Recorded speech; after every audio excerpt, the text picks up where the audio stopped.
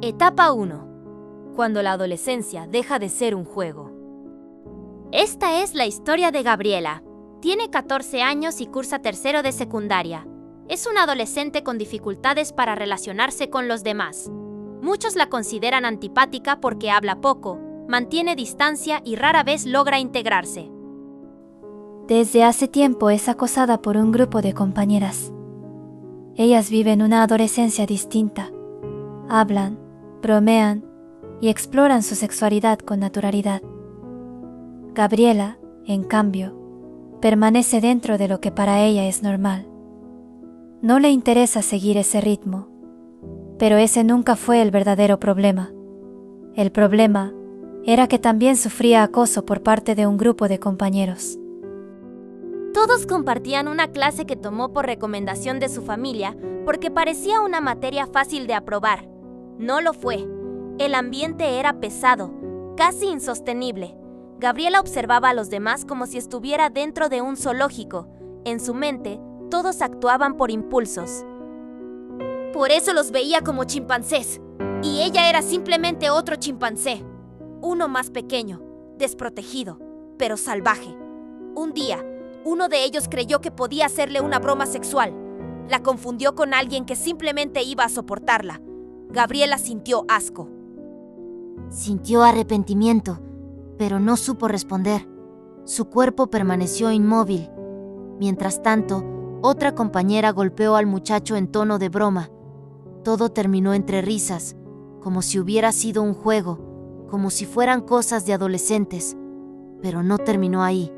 Las agresiones comenzaron a repetirse. Un compañero la aplastó contra una mesa. Las burlas aumentaron. Las etiquetas también.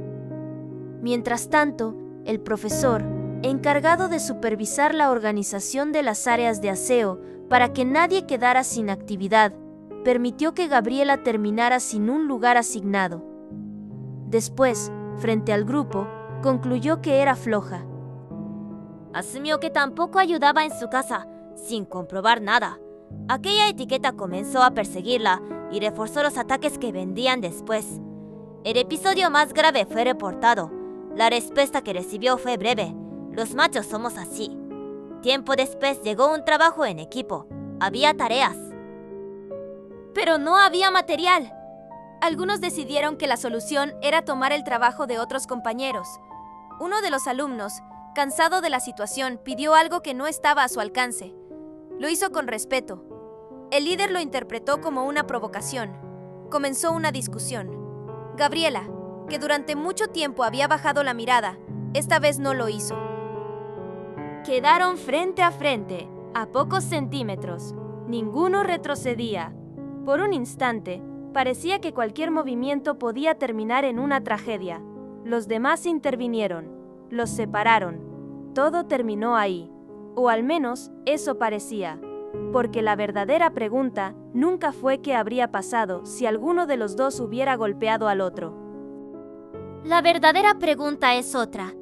¿Qué ocurre cuando una adolescente deja de enfrentarse a un solo agresor y comienza a enfrentarse a un grupo entero, mientras la autoridad que debía protegerla normaliza lo que está ocurriendo? Etapa 2. Cuando sobrevivir parece más importante que hablar. La historia de Gabriela no terminó al salir de secundaria. Las agresiones habían terminado, pero el miedo seguía ahí. Había aprendido una regla que nadie le enseñó directamente. Quien habla, pierde.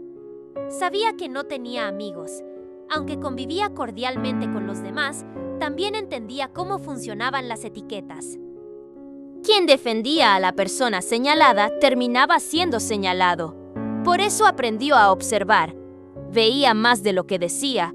Sabía que dentro de su escuela había venta de drogas. Sabía quiénes eran algunos de los alumnos involucrados. Las autoridades ofrecían canales para denunciar, pero Gabriela nunca habló. No porque estuviera de acuerdo, sino porque estaba convencida de que denunciar podía traerle consecuencias peores. Conocía el precio de hablar, pero todavía no conocía el precio de guardar silencio. Semanas después presenció la sobredosis de un estudiante cuando salía de la escuela. Aquella escena la impactó. pero ni siquiera entonces comprendió completamente lo que significaba. Mientras tanto, algo más empezaba a crecer dentro de ella. Ya evitaba hablar por teléfono, le costaba dirigirse a los adultos. Exponer frente al grupo se había convertido en uno de sus mayores miedos. Al finalizar el ciclo escolar, comenzó incluso a faltar ciertos días para evitar situaciones que no sabía cómo enfrentar. Entonces llegó el año 2020. La pandemia interrumpió las clases presenciales. Gabriela aprobó todas las materias y presentó el examen para ingresar a la preparatoria. Durante 1 año y medio estudió desde casa. Cuando finalmente regresó a clases presenciales, creyó que todo sería diferente. No lo fue. Volvió a encontrarse con el mismo problema. Otra vez observó la venta de drogas, ahora en las salidas de la preparatoria. Y otra vez decidió no denunciar, no porque creyera que estaba bien, sino porque el miedo seguía tomando decisiones por ella. ¿Es suficiente decirle a un adolescente denuncia cuando durante años aprendió que hablar podía convertirlo en el siguiente objetivo? Etapa final, el último escalón. Gabriela terminó la preparatoria, pero las secuelas seguían ahí. Los ataques de ansiedad, las discusiones absurdas con compañeros y la incapacidad de construir amistades nunca desaparecieron. Aún así, conservaba algo que nunca perdió. Creía en el trabajo en equipo, en saber ceder y en que responder con calma siempre era mejor que responder con violencia. Al graduarse, presentó el examen para la única universidad que contemplaba. 1 mes después, descubrió que había quedado en el último lugar entre más de 100 aspirantes. Entró. Sin embargo, había algo que nunca terminó de aceptar. Su verdadero sueño era el dibujo digital. Desde pequeña sintió curiosidad por ese mundo, pero nunca tuvo un curso, una guía o el apoyo suficiente para explorarlo. También ignoró otros caminos como la literatura o la cinematografía. Su problema no era crear historias, sino retener información y adaptarse a la enseñanza tradicional. Su imaginación siempre iba más rápido que su memoria. Terminó eligiendo la carrera menos compatible con su personalidad: la docencia. Al principio fue mágico. Las prácticas con niños le devolvieron una ilusión que llevaba años buscando. Pensó que por fin había encontrado su lugar, pero confundió la ilusión con la estabilidad. Ignoró que seguía odiando socializar, ignoró que seguía agotándose al trabajar en equipo, ignoró que el simple hecho de exponer seguía provocándole ansiedad. Y sobre todo, ignoró que durante años había sostenido una sonrisa para convencerse de que todo estaba bien. Con el tiempo comenzaron a repetirse los mismos patrones. No logró construir amistades. Sus ideas eran escuchadas, pero muchas terminaban apropiadas o modificadas por otros. Algunas profesoras cuestionaban sus conocimientos básicos frente al grupo. Ella no respondía. Dejaba pasar cada comentario y seguía trabajando. En esa etapa descubrió una palabra que terminó marcándola: empatía. La estudiaba, la repetía, la admiraba. Sé amable con todos, porque no sabes la guerra que llevan detrás.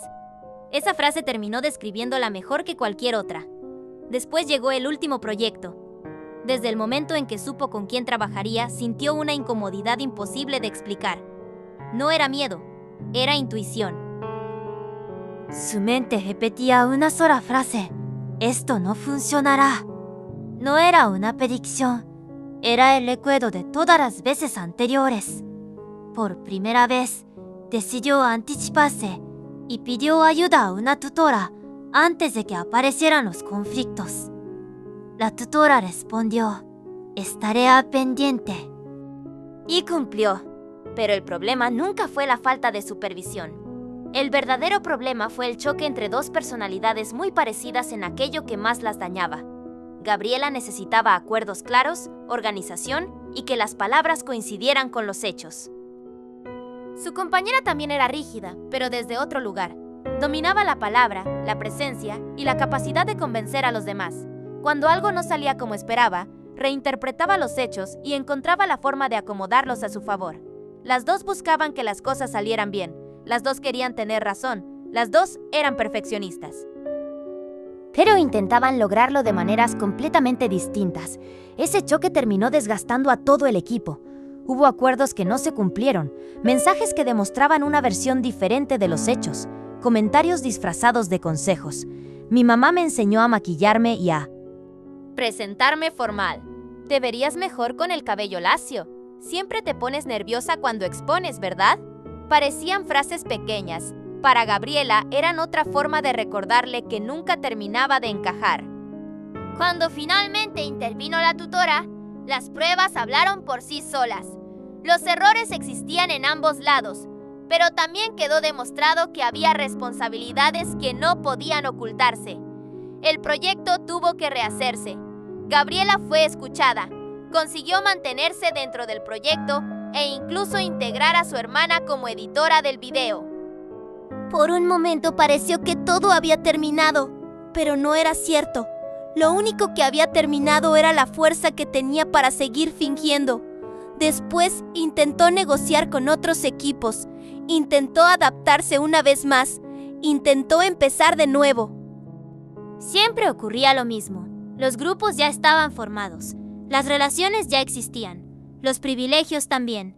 Quienes tenían amigos, familiares o conocidos dentro del entorno universitario se protegían entre ellos. Quienes no, quedaban en minoría. Gabriela volvió a sentirse exactamente igual que años atrás. Entonces dejó de sonreír y por primera vez dijo en voz alta algo que llevaba años escondiendo. Aborrecía socializar, aborrecía trabajar en equipo, aborrecía exponer. No porque no pudiera hacerlo, sino porque llevaba demasiado tiempo obligándose a vivir una vida que nunca coincidió con quien realmente era. Decidió retirarse, no porque un proyecto hubiera salido mal, no porque una compañera la derrotara, sino porque comprendió que ya no podía sostener una versión de sí misma construida únicamente para sobrevivir. ¿Gabriela estaba destinada a abandonar? ¿O simplemente coincidió con las personas menos compatibles para una personalidad como la suya? Y una pregunta todavía más incómoda. Si en lugar de encontrarse con personas rígidas, competitivas y dominantes, hubiera trabajado con compañeros flexibles, cooperativos y dispuestos a escuchar, ¿habría terminado la carrera?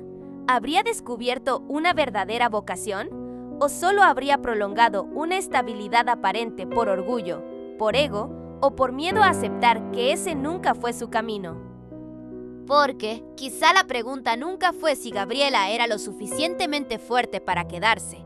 Quizá la verdadera pregunta es, ¿cuánto puede resistir una persona antes de dejar de fingir que está en el lugar correcto?